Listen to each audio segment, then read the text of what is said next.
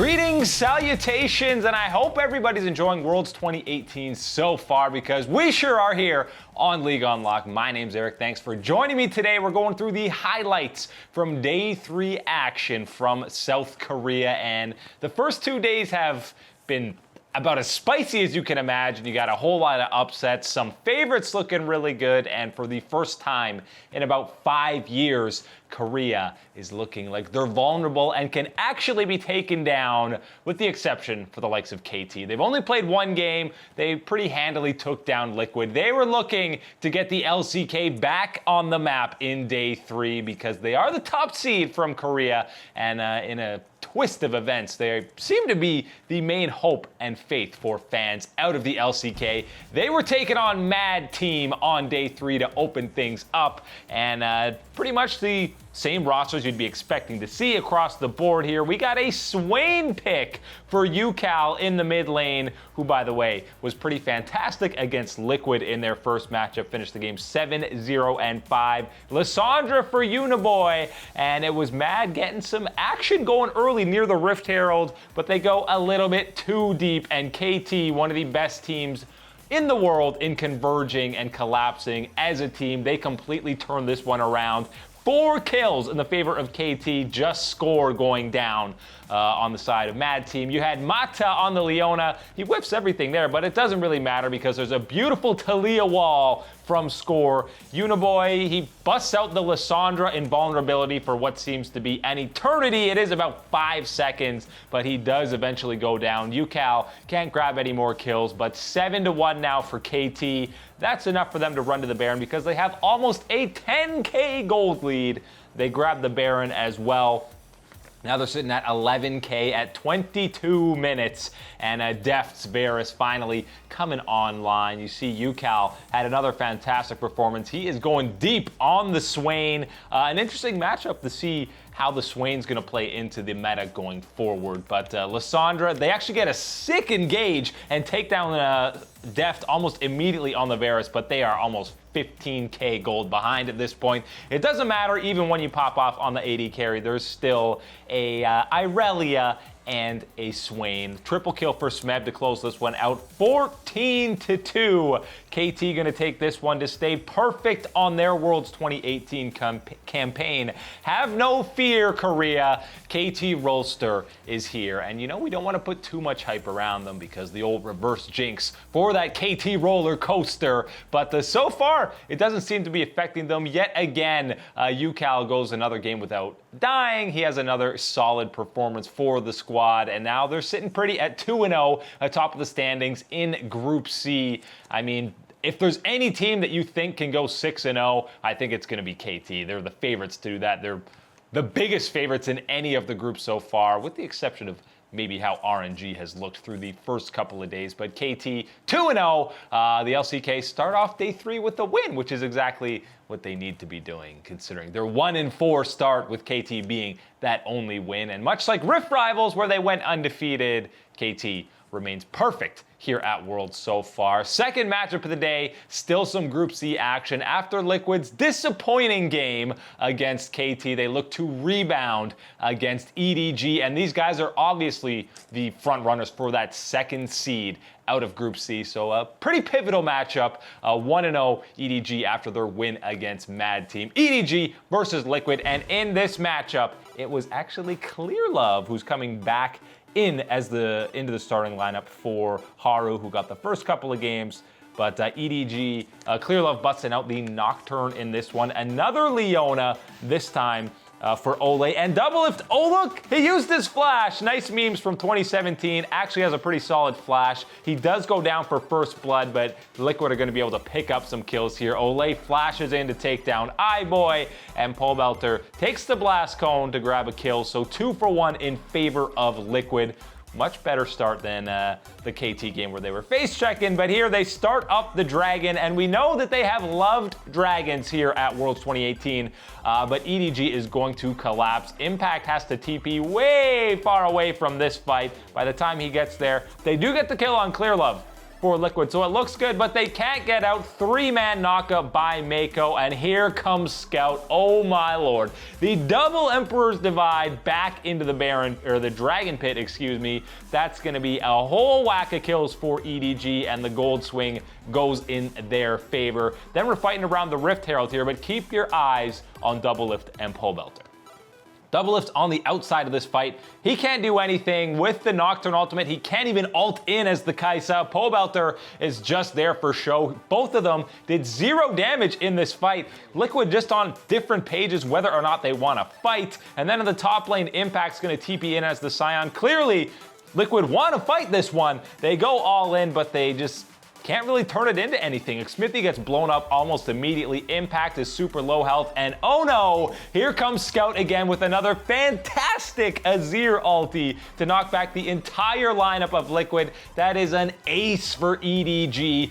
Easy Baron pickup, nobody alive to contest it, and a sizable 10k gold lead now for them, pushing into the base, and we know Azir sieging is pretty nasty. Another multi-man knockup for Mako, the Nocturne ulti by Clearlove. Doublelift trying his damnedest on the outside, and they do get a trade kill on iBoy. Scout even whiffs the Azir ultimate this time, but it doesn't even matter. EDG is so far ahead at this point. Nobody can take down Ray. EDG keep pace with KT to stay perfect in Group C, and Liquid, the hopes and dreams of North America, the best bet to get out of the group for NA, and one of the best for the West, save for Fnatic. They fall to 0-2. Oh no, shades of TSM of past worlds for Liquid, but just kind of not on the same page at all across the board for that Liquid squad. I mean, engage, don't engage. Different members seem to be on different pages, which was what their strong point was.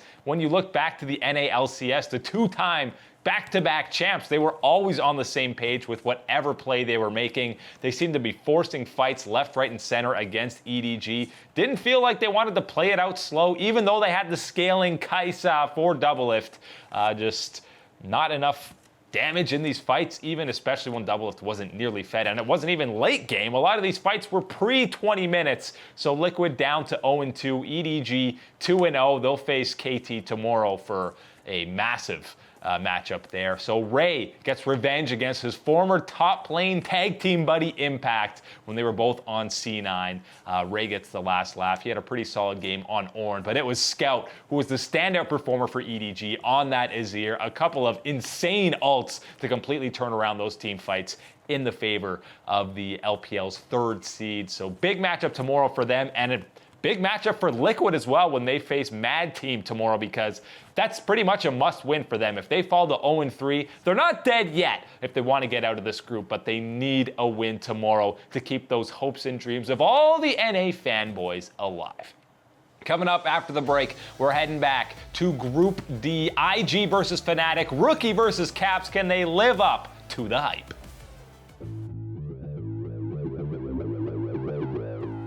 Hello, you beautiful people, and welcome back here to League Unlocked. My name's Eric. Day 3 of Worlds behind us, underway, whatever, how caught up you are on the spoilers. We're moving on to the Group D action. They were the last group to get underway for Day 1, and the marquee matchup in this one, definitely Fnatic versus Invictus Gaming, the 2 squads that are the favorites to get out of the group, and of course, Caps versus Rookie, which is arguably the 2 best performing mid laners coming into this event, the MVPs from their respective regions. They both completely dumpstered on Irelia on day 1, or day 2 for them. Day 2 of the event, they won for them. They both destroyed on Irelia, which you might say isn't that impressive because she's a broken champion, but they both looked fantastic, and we're playing that champion at the very highest level. So Fnatic IG, one of the best matchups here on day number 3 of Worlds. You still had Soaz in the top lane for the likes of Fnatic, and Duke still in that top spot for Invictus. Another Swain, this time on the likes of Caps, but the action was in the bottom lane early on. You had Ning level 3, and Reckless, why are you leaving the turret? Don't leave the turret, man. You're only level 2. He goes down first blood. The TP is canceled by Soaz, and Ning was not done there. First he burns the flashes, Then he comes back down for a return gank, and Jackie Love is going to pick up another kill for IG. 2-0 start. Reckless 0-2. Broxa late on both accounts. But somehow Soaz gets TP advantage in a tank versus tank matchup, and he comes down on the Scion. Hillisang is going to go down to the turret. He had a lot of questionable deaths in this one. Jackie Love gets another kill to start 3-0, but it ends up being a double kill for Reckless to get back in the game. Much needed for them there. Still down in CS in that bottom lane, though. And then Ning says, I'm going to show up too. Goes for a little 1v3 do-si-do. Again, gets a return kill on Soaz, but it's another kill for Fnatic. Caps versus Rookie. Rookie had the Syndra in this one. Caps, oh no, this is old Caps getting a little too aggressive, going too far forward. Jackie Love lands the plasma and follows up for the kill. Caps down almost 50 CS here later on in the game, and it's just Fnatic getting caught out, kind of going in one by one, 2 by 2 in these fights. Now 10-6 for IG, 3K gold lead. We got a scrap in the jungle. Another Leona in this one. It's Baolon who's going to catch out some kills for Fnatic, and Jackie Love, who has been criticized for being a little bit too aggressive at times. He's aggressive here, but it pays off. Now IG on the Baron. Soaz, Caps is still dead. Soaz comes in with the ult, and his knockup gets interrupted by the Baron. If he lands that decimating smash, probably 2 kills in favor of Fnatic, and they probably grab that Baron. Instead, they try the Baron a little bit later after they got a kill on Rookie to catch him out. So he's showing up late to this fight, but it's still 5v4. That's more than enough with the Baron. It's only 24 minutes, and Brox's smite does not land. Ning grabs it. That's an almost penta, but Scumbag Rookie steals the kill. Quadra kill for Jackie Love plus the Baron. That would be all she wrote. IG would close it out pretty quickly after that, but the key moment that could have completely changed that game was still that Soaz ulti in on Scion. If he lands that Q, that's 2 kills for sure. On carries, the prime targets for IG, Fnatic probably gets a Baron, and we're looking at a totally different game. But across the board, IG clearly the better team in that matchup. The 2v2, well, it wasn't a 2v2, it was a 3v2 in the bottom lane. Ning got Jackie Love way ahead, and he actually had a really solid game. He had some aggressive Kai'Sa ultimates, but they weren't inting plays. They were really smart plays by him that resulted in kills, and he was controlled aggression, we'll say, which is rare to see out of him. And in that mid lane, the Syndra versus Swain matchup, a tough one for the Swain, and Rookie definitely punished Caps for that. He was a little too over aggressive a couple of times where he overextended and got caught out. So Rookie gets the best of them. IG goes to 2-0, and they look like a legitimate threat. And they haven't even played the Shy in the top lane yet. It's been Duke in both games, resulting in wins for them. Fnatic goes to 1-1, not the end of the world. They're still favorites to get second out of that group, I think, for sure. So no time to panic quite yet for Fnatic, but a little bit disappointing considering all the hype that was around what has been dubbed the best team in the West, and they still are. Still think they have a very fantastic chance to get out of that group. The other 2 teams in that group were also in action on day 3. G-Rex taking on 100 Thieves, and 100 Thieves, people, including myself yesterday, said they're the weakest team at the entire event. G-Rex looked questionable at play-ins, but closed out okay against Supermassive. They did not look great against IG. They got it handed to them. So both teams looking for a little bit of rebound here on day 2. And 100 Thieves, you know, they're an interesting case. It's still Rikara who's coming in for this one. He's going to get the Xayah, and we get to see Afromu on the Thresh, which is always a sight to behold. He goes for the flash hook here early on, and Stitch flashes away as well, but Ricard's going to go in to grab the first blood for 100 Thieves. Nice dive bottom lane to get him rolling. We're jumping way ahead here to 25 minutes PK. They're all engaging onto Someday, who got the Urgot, but the Stone Plate, and we know how tanky an Urgot can be. He's going to survive pretty easily. Stitch diving that back line, but Rikara just barely 1 auto away from dying. He's going to get the kill onto him, and Ryu rocking that LeBlanc in this one. By the way, Empty not in this game for G-Rex, which was a little bit surprising. It's Bebe who's in the lineup for this one. And, you know, Empty's had a fantastic tournament so far, so it was a little bit surprising to not see him in this lineup. Someday, by the way, on the Urgot here, it's just an absolute animal, getting insanely strong. Again, it's all the engage used on Someday. He just takes the Lantern out. He's still at full health. They finally jump onto Rikara and the Xayah, but he has a nice ulti to dodge the dredge line from Nautilus. He's going to stay alive and snare Candy as well, while also grabbing the kill onto Koala. And then it's going to be Hook City for Afromoo to clean up the rest of this fight. Onda grabs another one, and Someday was really the MVP of this fight because he just absorbs so much attention and damage. It ends up being a triple kill for Onda, and they are going to run it down to the Baron. No way that they're able to contest. Big gold lead for the favor of 100 Thieves. And then again, let's engage on Someday, but he flashes in, gets a 4-man fear on the Urgot as well as a kill. Then he tosses in Bebe, for good luck. Rikara is legendary, cleaning up in the back line. LeBlanc for Ryu grabs another kill. But Someday, MVP of that fight as well. 100 Thieves secure a win for North America. They move to 1-1 while G-Rex fall down to 0-2. Rikara, for a guy who has been heavily criticized and kind of been the focal point, the story of 100 Thieves. Why isn't Cody Sun playing? This guy has gotten a lot of undeserved flack. He actually played super well in that game. He flashed aggressively in a couple of these fights, but again, he didn't end up dying. It was a key play to take down Stitch or a key target on that G-Rex lineup. He had some great ultimates to stay alive and barely stay alive in some of these team fights. So shoutouts to Rikara. He's always been thrown into these very tough scenarios where he has to perform, but he did very well in this one for 100 Thieves. So kudos to him, but Someday was again the standout player for them on the Urgot. Give him a non-tank and you see what he can do. Come on, Prolly. Your only chance to get more wins in this group is to put Someday on some champions that he can 1v5 on. Give him the Jax again. Give him some crazy pick going forward so that you can play spoiler and maybe come up with some big upsets to somehow get the second seed out of this group. But 100 Thieves secure another win for NA. So congratulations, Western squad. First win for the West on this day. Group A, by the way, not playing. The Flash Wolves G2 group. They have the day off. They'll resume tomorrow. But coming up after the break, some teams that are playing. It's the group of death. They seem to always have the last games of the day, and for good reason, because Vitality has some insane upsets, and Gen.G looking for their first win.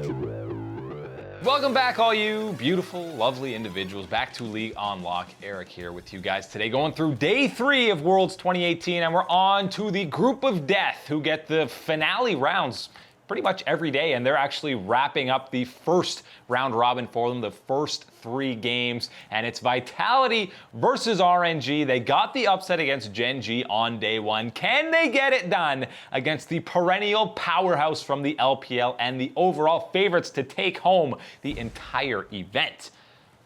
Karsa, still in the jungle for them here, and he is rocking the Gragas on this one. Uzi, they actually banned the Kai'Sa and the Xayah against him, so he defaults to the Tristana, and we know the RNG specialty, gank bot lane early, Jack Troll flashes, but Karsa flash body slams to follow, and Uzi gets first blood handed to him on a silver platter. What a life, but Vitality did not show any quit in this one. They actually had a small gold lead early on. Jizuki was on the Azir, but they go a little bit too hard on the Xiaohu. They don't know Karsa's hanging around, and Kikis goes down, and then he decides to face check.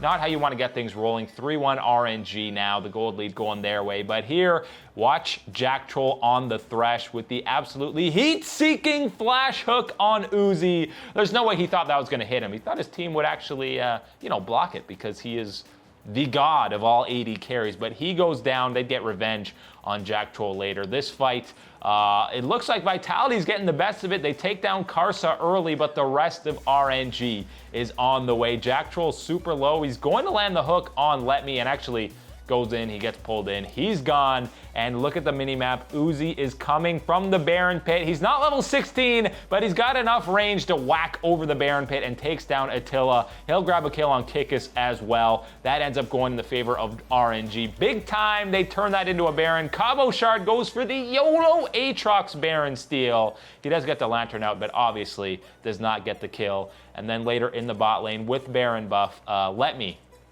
This is just Urgot, baby. He gets the ult and then flashes out of the Lamb's Respite, grabs the kill onto Kikis. That was absolutely beautiful. 1v2 turnaround for Let Me, and that was all the beginning of the end. Now you got Uzi jumping in aggressively to get some kills. Attila gets a kill on Ming, but that's not going to be enough. RNG grab the inhib, and then it's Jizuki with a nice Azir ultimate, but it's too little too late. They go all in to try and take down Uzi one last time, but it was not meant to be. Double kill for Karsa. Cabo Shard's going to go down as well. RNG stay perfect. They move to 3-0, taking down every single team in the group now. Vitality falls down to 1-2 after their huge upset against Gen.G. And listen, kudos to Vitality. They actually played a super solid game there against RNG. A lot of the early game, it was very even though they got first blooded pretty early on in that bottom lane.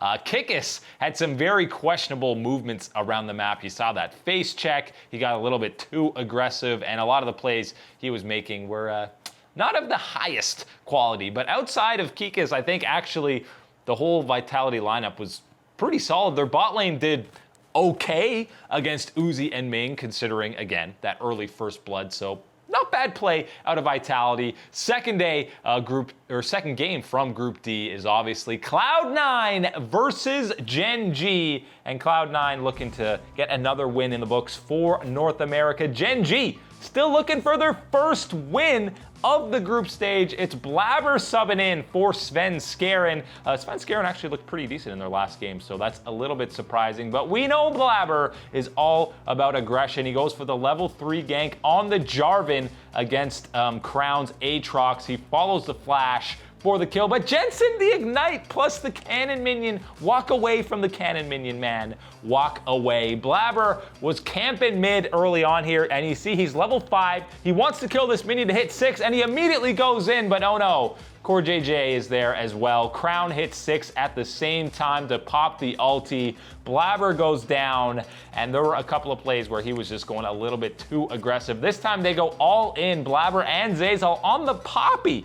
Cuvée is the tankiest member of the team. They pretty much can't get anything to follow up on that. They're gonna go down pretty darn quickly after that because they've used everything. That turns into a Baron for Gen.G, and this one got out of control quickly. Only 21 minutes, and they've already got the Baron. Core JJ engages. Ruler gets the kill on Sneaky. Goodbye, Tristana. Licorice is going to be the next man to go down. He was 0-0-0 at this point. Only 2 kills for Cloud9. Gen.G turns a couple of errant team fights into their favor pretty darn quickly to close this one out, and they finally get their first win of 2018 Worlds, which gives a 3-way tie for second in Group B. Vitality, C9, and now Gen.G all sitting at 1 and 2, while RNG sits perfect and pretty at the top of the standings.